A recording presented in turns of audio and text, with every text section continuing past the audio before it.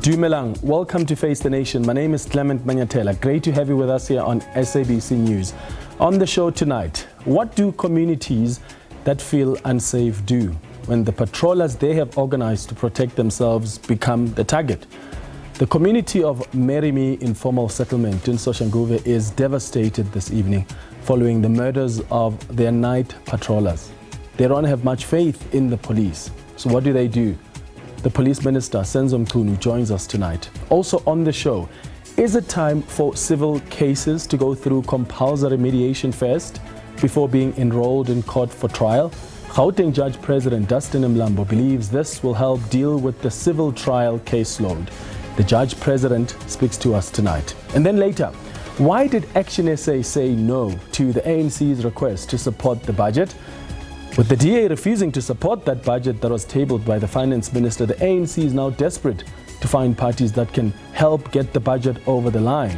But that requires 50% plus one support in Parliament. And with ActionSA now saying no, the ANC is at a crossroads. ActionSA Chairperson Beaumont will speak to us. But first, my comment.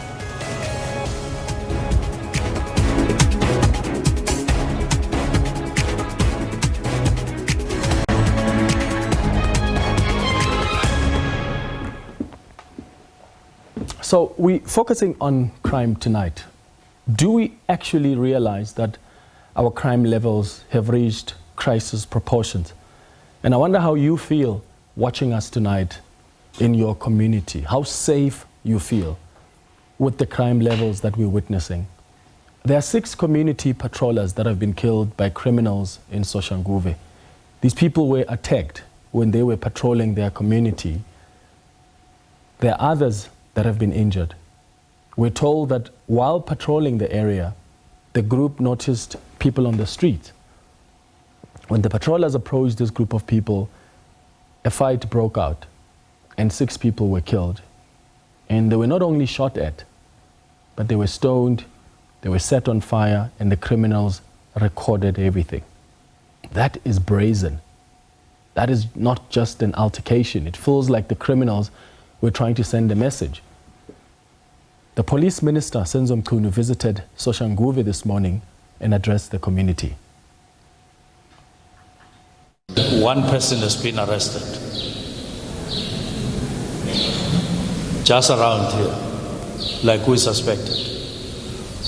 We wouldn't have suspected that someone would have come from Mpumalanga or from Northwest for this. We knew and suspected that it would be somebody from around here for some reason. So that is one that we are conveying to you as families. That person, we know he is a Zimbabwean. And this is a fact that we're conveying to you. The residents have also spoken from Soshanguve, talking about how unsafe the area is, which is what's really prompted them as households to start contributing some amounts of money so that they are able to get a group of people in the community that can protect the community of Merimi Informal Settlement. The Gauteng Premier, Panyaza Lesufi, was also on the ground in Soshanguve. I've got a detailed information, including people that are in prison, but they're still coordinating activities outside prison, including those that are ringleaders who are doing things in this community. But after I've received the information that I've received from your community leaders to the police, I raised it sharply with the police that I really believe if police were doing their work in this community, we will not have the problem of patrollers that we have in this community. That we need to find a way of communicating with the community, because the police themselves, they have serious allegations against the community.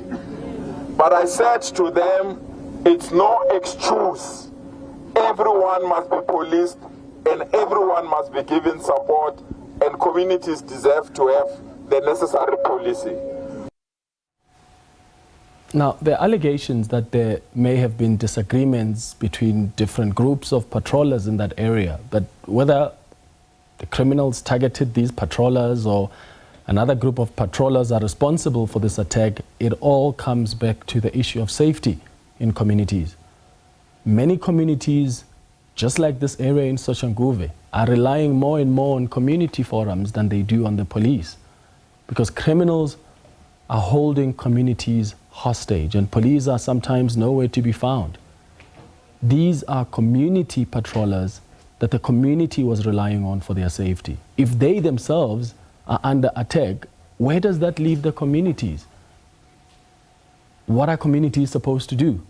The majority of people in this country don't have the luxury that some people have to fill in the gap where government is failing in as far as security is concerned. They don't have the resources to get private security. So they're on their own, quite literally. There's no safe place for them in this country. The churches are no longer safe. The schools are no longer safe. Our homes are no longer our refuge. Patrollers themselves are not safe, as we have seen in this case. So the question we're asking you tonight is, how safe do you feel in your community? Why don't you share that with us? Do you have community patrollers in your area? How safe are they? Share your thoughts with us by sending us a WhatsApp voice note on 078-459-1897. You can send that voice note right now. Remember to tell us your name and surname and where you're sending the voice note from. And please keep it at 30 seconds. Alternatively, you can share your thoughts with us on X at Face the Nation SABC. After the break, we'll start that conversation with the Gauteng Judge President, Dunstan Mlambo. Stay with us.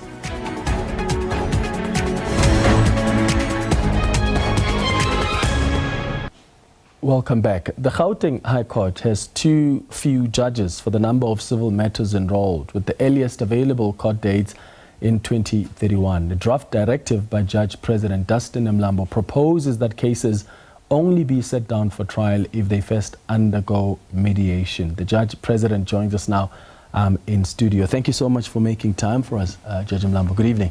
Good evening, and thanks for inviting me. So we clearly have too many cases and too few judges. If really we have a scenario where cases or matters have to go through compulsory mediation first before being enrolled in court, how would that assist?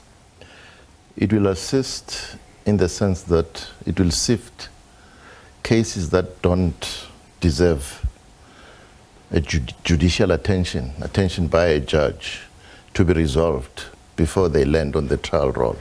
That's the simple statement of it. And I can expand. I explain in the directive I've issued that our experience is 85% and more of the matters that land on the trial date, having waited for years, settle on that day without requiring any serious intellectual engagement with the issues by judges. They get resolved by being settled, etc. So our view is those matters don't belong on the trial roll in the first place. If they can be easily resolved that way on the trial date, they can be resolved a lot earlier and ensure that litigants who are involved in those matters get relief a lot earlier. So how would this mediation process work, and who pays for the mediators? Are litigants going to be given that access by the state, or they have to get private mediators? Well, the scheme we've devised is to use private mediation services. And unfortunately, litigants have to pay. Some objections say this is an added cost. It's not an added cost. If parties seriously engage with the mediation process, they will cut out a lot of additional costs that become factored should the matter go through all the processes until it lands on the trial roll. So it's a necessary cost that litigants have to go through. And some litigants may argue it's a necessary cost, but it's a cost that they can't meet. What about those, for instance, who rely on legal aid, even when the matter goes through the court? Well, legal aid has its own internal processes as to how to meet these expenses that happened before the matter is finalized. Okay. Yes. So that's at least the window that's available Yes. for those who may not have the Yes. resources. Yes. So what about, would you require a mediator's report once that mediation process is completed before the matters are enrolled in court? Yes, because the mediator's report will tell us if there was a serious engagement by the parties with the issues that are in dispute and whether they are doing their utmost to ensure that they find each other and resolve whatever differences they have on those disputed areas. Yes. And if there's no mediator's report, does the matter get struck off the roll? What's the Yes, I think we're saying, that's why we're saying it's mandatory. If parties refuse without any justified reason or basis why they can't engage in mediation, we will refuse to entertain that matter. And I can explain, There's this ongoing view that compulsory mediation is unconstitutional. If you read the discussion paper by the Law Reform Commission, it explains clearly that the right to courts is not a limitless right. And mediation is a justified way of limiting that right and ensuring that disputes get diverted and be resolved in that manner than burdening court rolls. Or alternatively, some would argue, if government was putting enough resources and was hiring enough judges and capacitating the system, this compulsory mediation maybe wouldn't be necessary. I don't think I agree with that. In one sense, yes. We've not had an increase in the judicial establishment for some time. I think in the directive I say since 2008. And the work has continued to rise. But I think there's relief in the horizon in terms of adding to the judicial establishments, because I believe the Museneke Committee has finalized its rationalization investigation, and a report has been handed to the minister. The JSC is meeting in a week's time. Hopefully the minister will be talking to us and telling us what the recommendations are there. So that will provide relief in the sense of providing probably more judicial posts. I don't know what that report says, what the recommendations are. Okay. But yes, the work has continued to rise.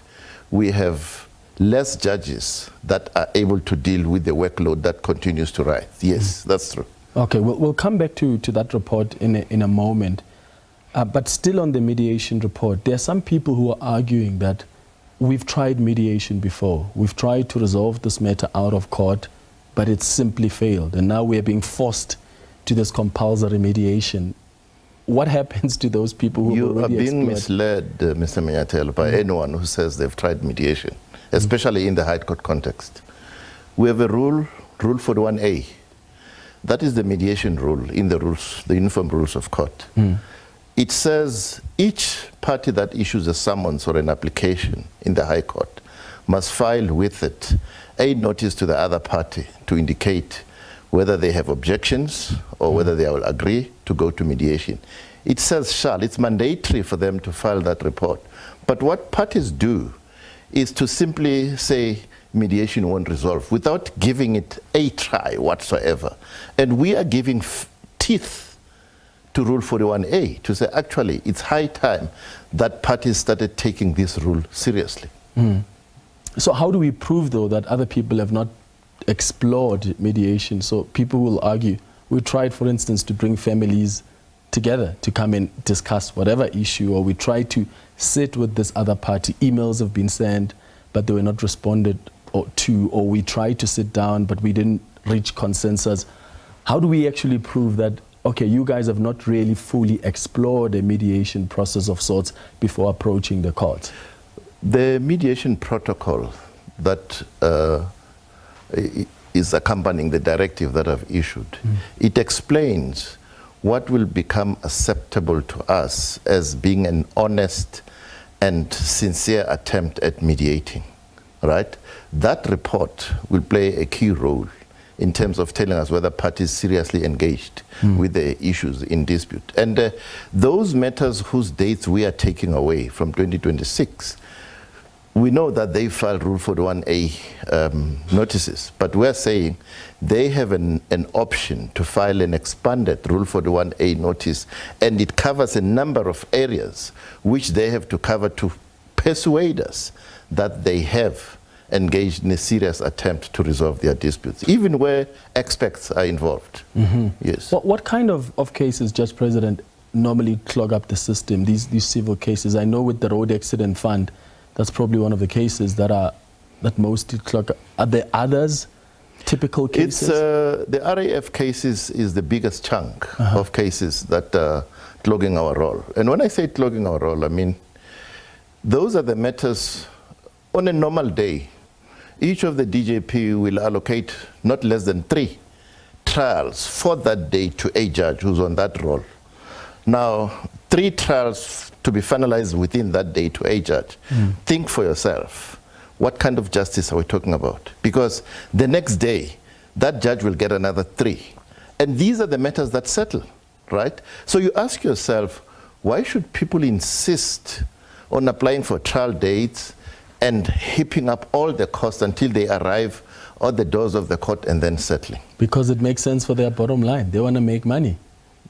We are not in the business of assisting people make money. Yeah. We are in the business of making sure that there's effective access to justice to litigants. Yeah, and I say that because it's a matter that's been raised as a concern even by the Road Accident Fund. Do you think, and from the objections or the response you've received, especially from lawyers, because the longer matters take in court, the better the bottom line for some of these lawyers. So I imagine some of them are not going to take kindly to this directive. What kind of response are you receiving? Well, you've said it. I'll repeat what I just said now. We are wanting to emphasize that we will stop providing trial dates that are more than 18 months in the future. Because as we sit to wait 7 years for a trial, having started the process probably 3 years before, that's 10 years. That's unthinkable. So we want to arrest that position.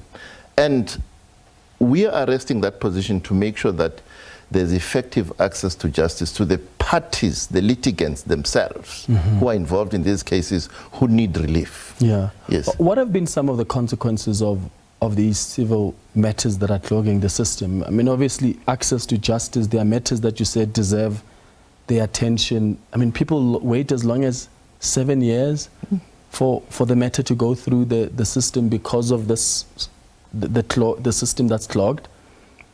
Well, it's because the numbers. I was talking to one of the chief registrars today, the Joburg one, who will tell you that in the trial roll, in a week, they received not less than 2,000 requests for trial dates in a week. So there's a lot of litigation out there. And if we don't arrest that situation, we are going to be a mockery of a justice system. And that's why I've decided to take this bold step, controversial as it may be, which I don't think it is, because not to do it now is postponing the inevitable. The Law Reform Commission has published a draft mediation bill that will come with mandatory mediation. So why not do it now? You mentioned earlier about a report that's, say, the Moseneke report that's been concluded. Yes. And that's probably going to help come up with solutions to resolve this pressure on the system. And I've interviewed the different justice ministers from the time when, even before Ronald Lamola, and then Ronald Lamola came, and then Thembisi Melani, and then the Mamuluko Kubai. They all talk about the plans to capacitate the system. We're going to invest money, get more judges, but it never really happens. I mean, I don't think this is the first report that is done that's going to tell government what needs to be done and tells government what a crisis it is with the pressure on the system. So how hopeful are you that this report is somehow going to bring about solutions that will be effective and practical and implementable? I think, yes, it may be said that probably there's been a snail's pace response to these issues.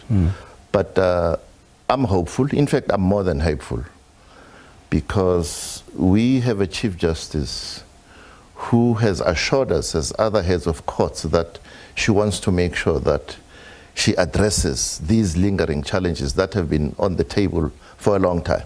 She has already initiated efforts to meet with the executive to make sure that they address all these issues. So, talking about that report, we addressed, or we engaged the Moseneke Committee as heads of courts, of other high courts, and explained what the issues are. The biggest one is increasing the judicial establishments in line with the increased workload. So I've not seen that report. I don't think anyone in the judiciary has seen it. I know, in fact, I've been told it's been handed to the minister, and I take it with the JSC meeting in the next week. She'll be talking to the JSC to engage the formal process of us being given the report, internalizing it, and implementing it. So I think my hope is not misplaced with the leadership we have from the Chief Justice, and with the issues having advanced to where they are now. Yeah, we really hope so, because we need this for the administration of justice. You indicated that the last time the judges were increased in Gauteng, when was it? 2008. 2008? Yes. That's a long time ago. It was an increase initially intended to put judges, additional judges in Gauteng, so that when it gives up its circuits in Limpopo, in Northwest, and in Mpumalanga, those judges would go there. But what the executive forgot was, once you increase the establishment, the work will increase exponentially. And when those divisions started working, that idea of transferring judges to those divisions without them being replaced would have caused problems for Gauteng. So that's why the executive had to actually create new judicial establishments for the new courts. But that was the last time, yes. Yeah. How many extra judges do you think are needed in this province for the pressure to be alleviated a bit? What we said to the committee was, we think, we're understating it, but we think if we get 20 judges in each seat, 20 judges more, we will be able to meet the demand. But as I say, mediation will show that not all the cases that are on the trial roll deserve judicial engagement. Okay. And the other thing that I need to mention, Mr. Mnyatela, is that unfortunately for Gauteng, we deal with cases that have arisen in other provinces, simply because the head office of the RAF and the other government departments are in Gauteng. And in terms of the jurisdictional arrangements as we speak now, you use the defendant's address to issue, and that's why most of this litigation is issued in Gauteng. So there's an issue of capacity of judges that you've touched on. What about the infrastructure itself? Because those are some concerns that have been raised before about just how dilapidating some of the court infrastructure is. Are you satisfied in Gauteng when you look at the court infrastructure? What the issue will be human capacitation in terms of the support that the additional judges will need. Yeah. In terms of infrastructure, yes, the existing court system won't accommodate 20 additional judges, but we've gone digital. So a lot of cases will and can be effectively dealt with on the online platforms, and as we've demonstrated here in Gauteng. Okay. Gauteng Judge President Dunstan Mlambo, thank you so much for coming through to engage with us. Thank you very much for inviting me. Really appreciate your time. After the break, I will take some of your comments, and then we'll have a conversation with the police minister. Stay with us.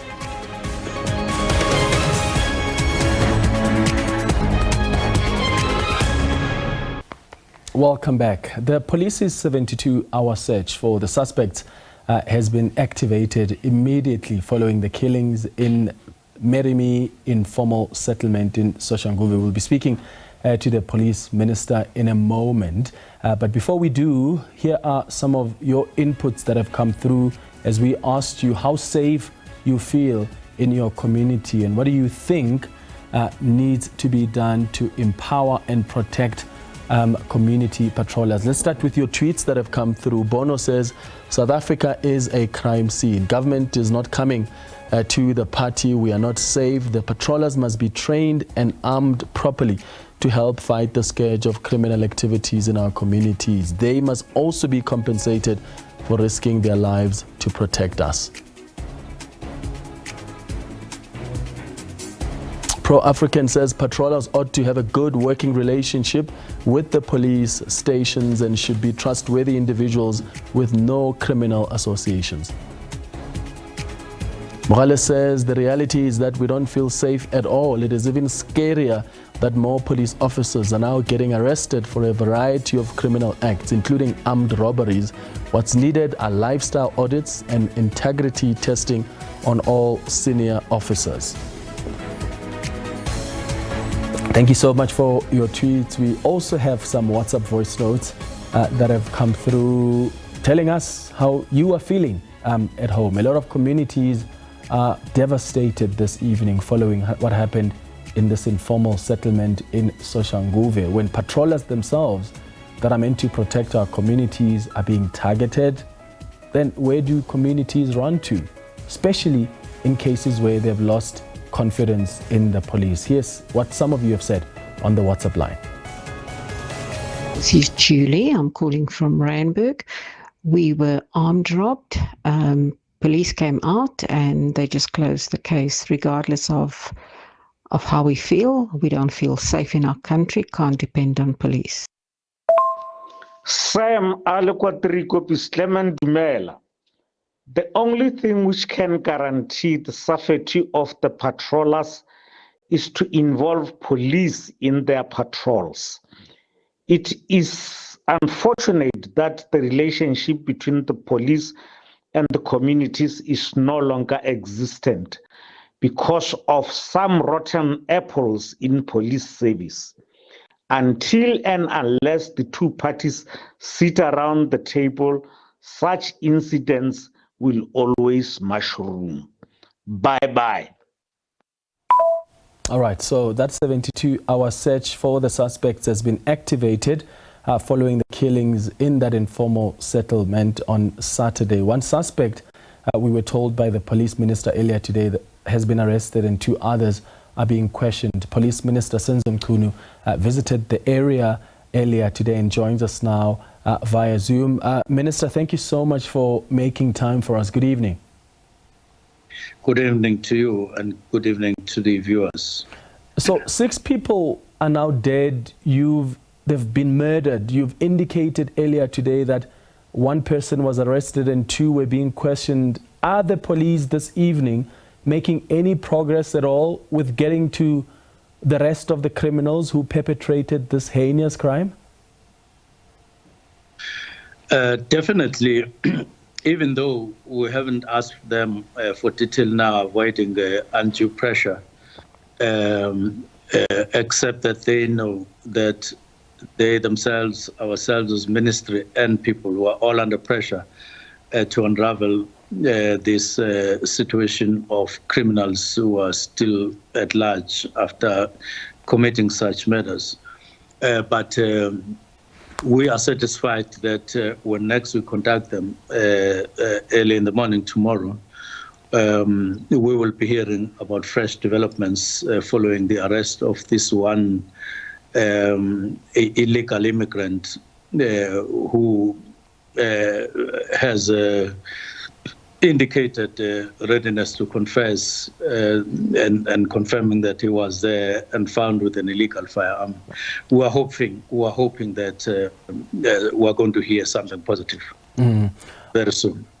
What actually happened, Minister? From your preliminary investigation, was this an attack from criminals, or was this part of the rivalry among patrolling groups? Now, we want to simplify the story as it happened and just go for bare facts. And police took us through. They are saying there were patrollers who are not necessarily part of CPFs and those that are known and designated, but within a context of communities even organizing themselves in one way or the other to fight crime. And it is emerging that because of experiences of living in a crime-ridden area like that, communities have agreed in their own right to say, you be our patrollers. And this is how this scenario emerged. And as they would do, make fire here and there during the night to keep themselves warm, and while others walk the streets and they come back, and then another 3 or 4 do the same, taking turns. They were in that situation when they were approached by unknown people at that stage, who, without much ado, just shot at them and stoned them, burned them. It is, you can see that when the story is told, I'm not saying that a criminal is a criminal, but the brutality that went with that is so shocking that you can easily succumb to a temptation that indeed it is element of illegal immigrants who have no feeling of South Africans. But I'm just saying, you can find yourself highly tempted to think so when you look at the brutality that was involved there and so on. But yes. Have you oh, sorry, go ahead, Minister. I was just wanting to add that we're wanting to say communities must not be deterred. They must not be, conclude that standing up for the people against crime, it will always be like this. It's not. And we are there. Part of the reason why we went there was to assure them that we've deployed more police and more vehicles, and also that we've started arresting, although we're all worried and equally worried about those who are still at large. But we're dealing with the matter, and we're asking for stability in the area while people are alert.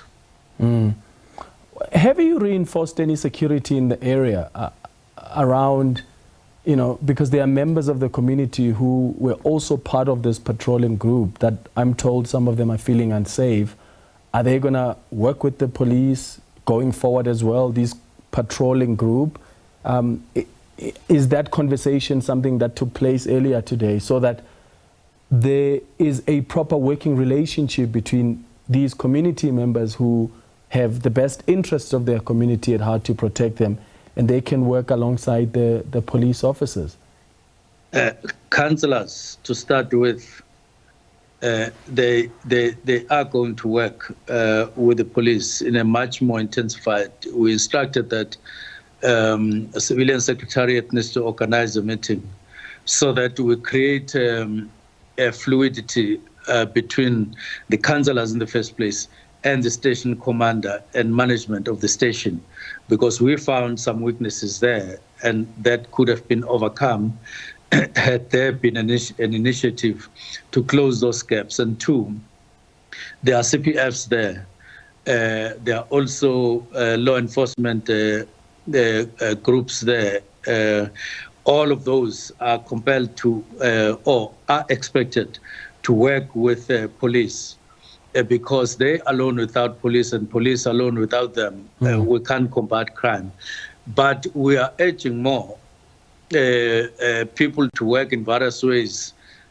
We said we are going to intensify understanding that a person can open a case. You can inform all the layers, ourselves, ministry, national commissioner, his team, depending on who you want to go to in terms of trust, premier, without declaring your name. You can report all these matters, even using a private call or a WhatsApp with a false name. You can do all those things as long as you give us accurate information. That will help us combat crime, including, so in such a house, there are illegal firearms there. There are this there, they are dealing with drugs there.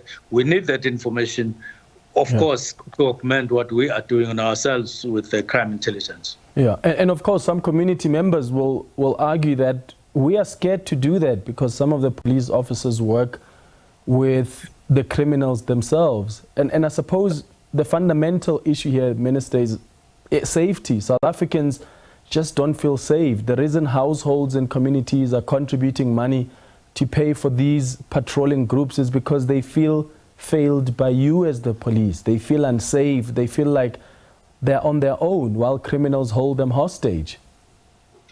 There are people, should I say, police in our midst who are not supposed to be police, but found themselves in this profession as law enforcers, but who actually were not supposed to be, or others who may have worked honestly all the time, but for one reason or the other are getting tempted and are falling and betraying the community that has all the trust on police and all of us and government as a whole and the people of South Africa, and turning this uniform into a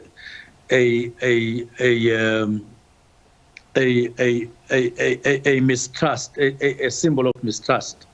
We regret that, but we admit that we do have those problems. And I can't tell you the number of police that are being charged left and right. And just today, we were told about a case somewhere in Barberton where 4 police officers got arrested because they had become criminals.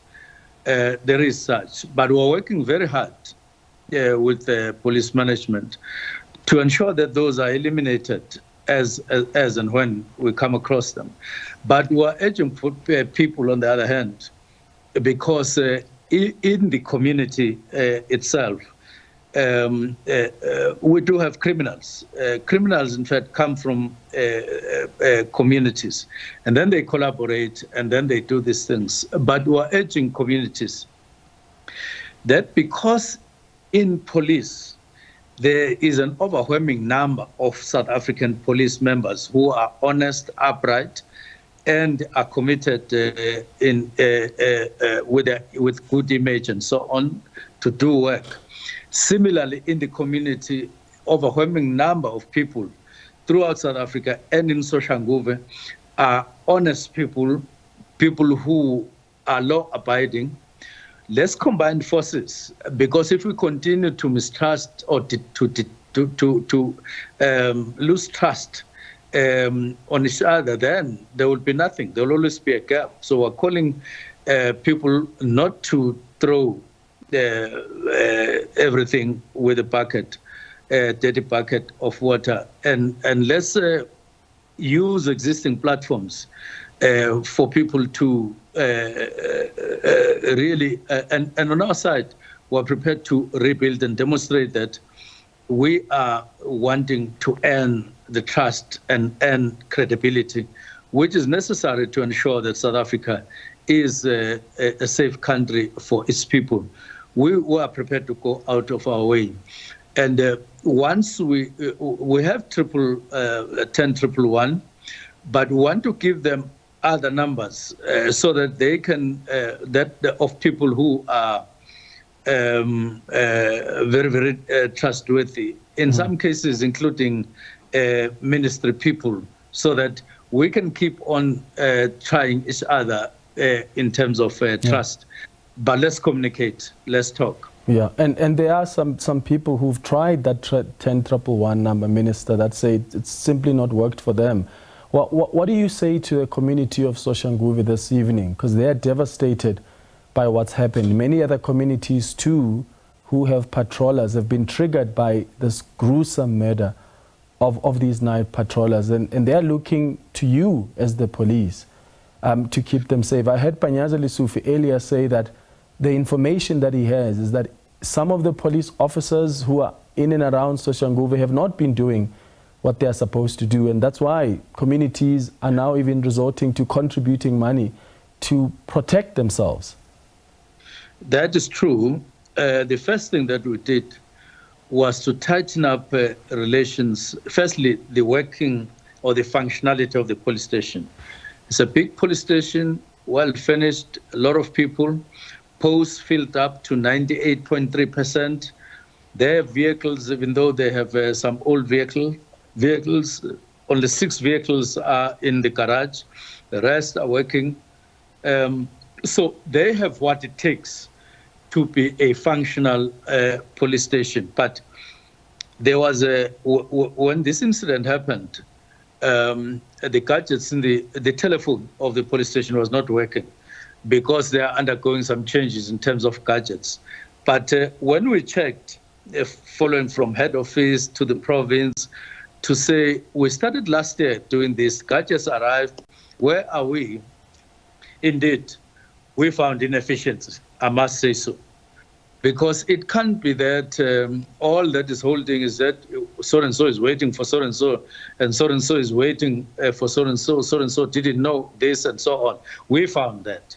So just that legal thing, even if it were to come after the incident, but quick communication between the counsellor and the station commander would have mitigated, at least to show that we are quick in responding and so on. That now we've closed that gap, and we're busy closing it. The second one is to say, no, look, let us tackle these other environmental crimes that are there, that I've mentioned, which are just ongoing openly.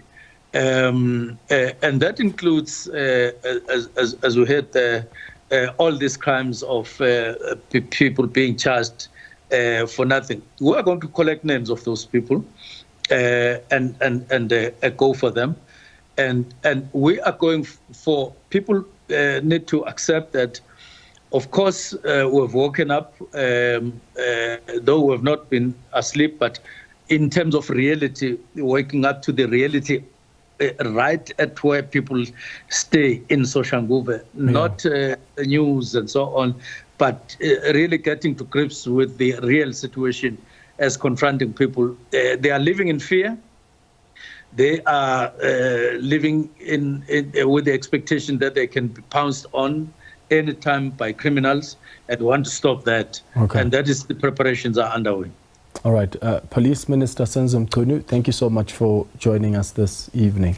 After the break, we'll speak to ActionSA. They said no to the ANC as the party has been trying to get other parties to support their budget. Stay with us here on Face the Nation.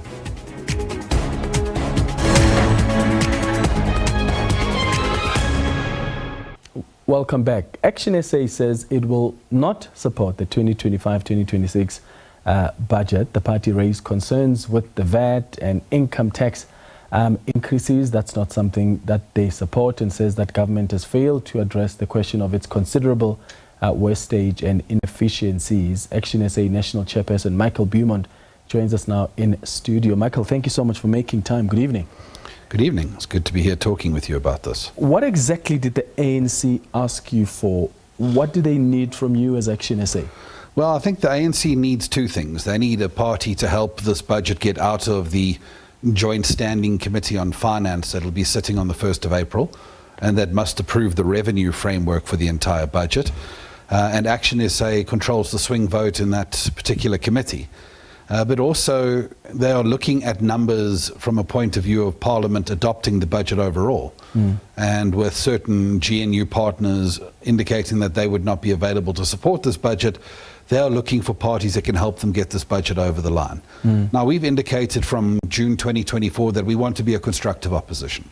So we're not going to fight government for the sake of fighting government.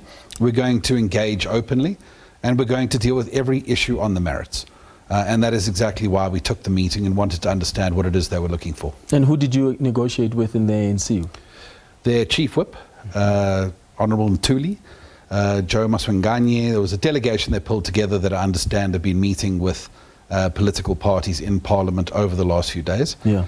But certainly I think there's going to be a delegation that'll be meeting with those parties going forward. Why have you specifically decided to say no? Because the ANC says, all right, we've heard South Africans, we've heard the other parties that have complained about this 2 percentage point increase.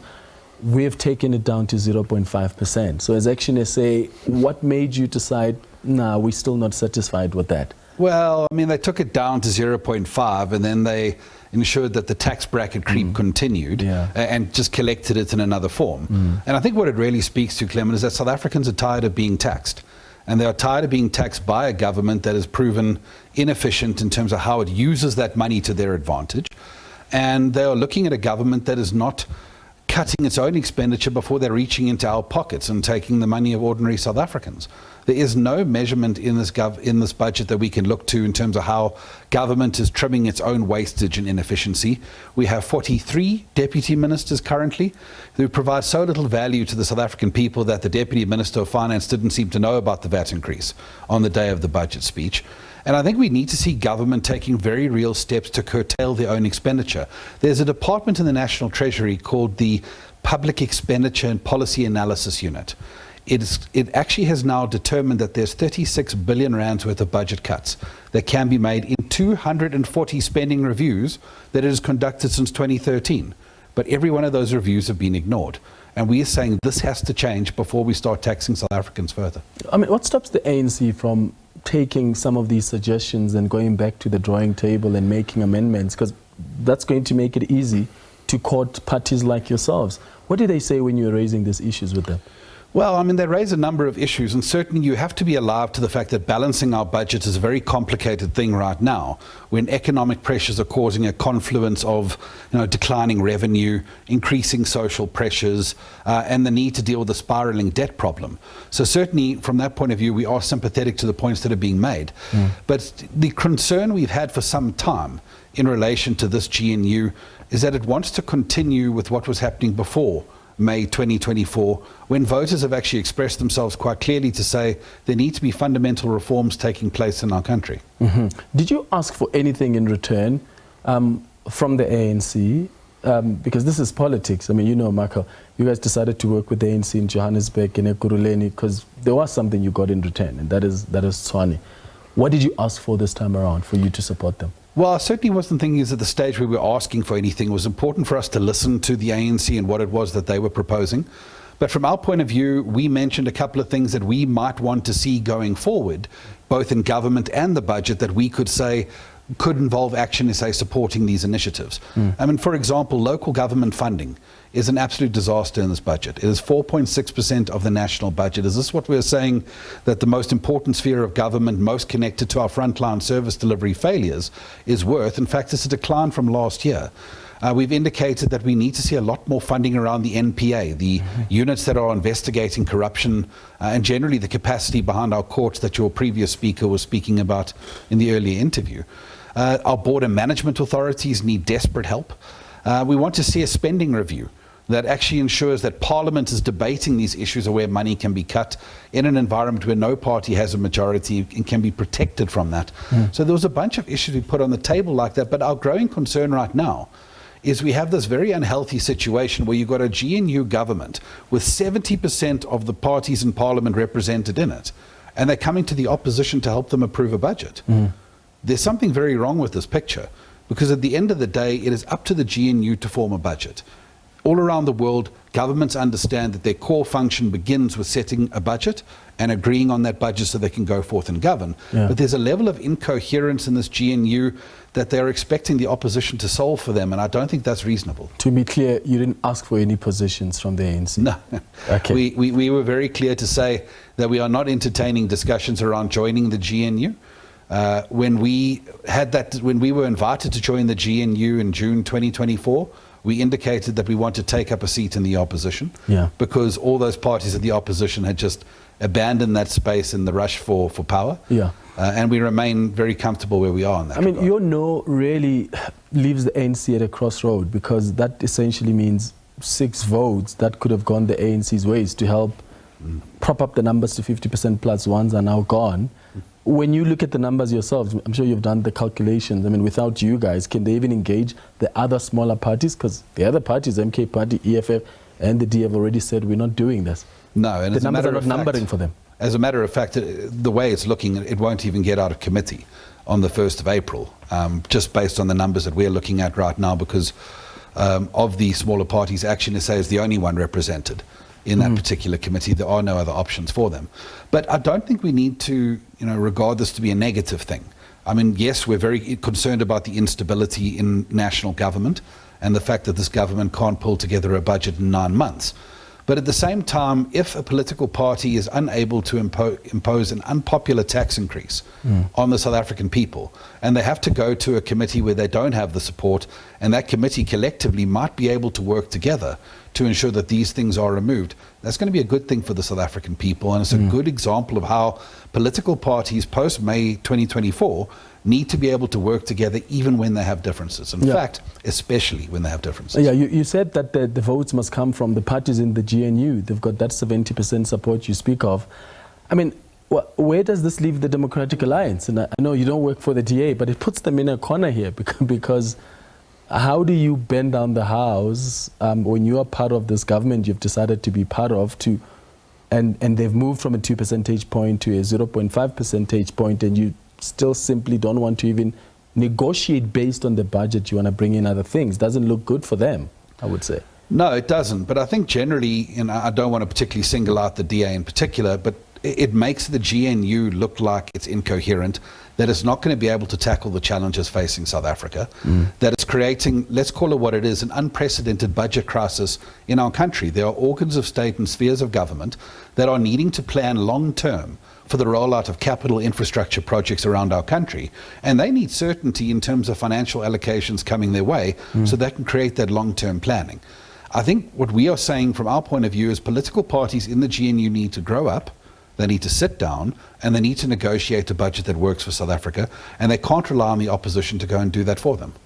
Yeah, and if the DA does step aside, are you willing to join the GNU?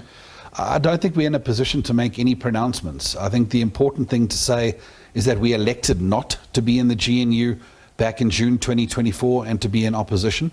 But we listened to the ANC's proposal at the time, and if there is another proposal, we will listen once again.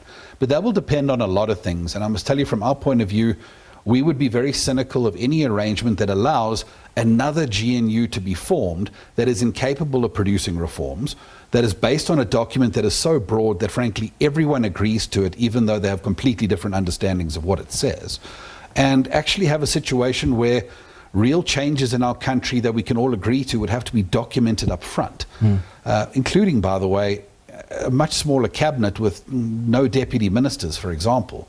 These are things that we would want to see up front in any agreement before we even be willing to talk about entry into a GNU. All right, Michael Beaumont, thank you so much for making time for us. Always a pleasure. And thanks to you for watching the Tuesday edition of Face the Nation. We'll be back with you on Thursday at 8 p.m. Have a good evening. Cheers.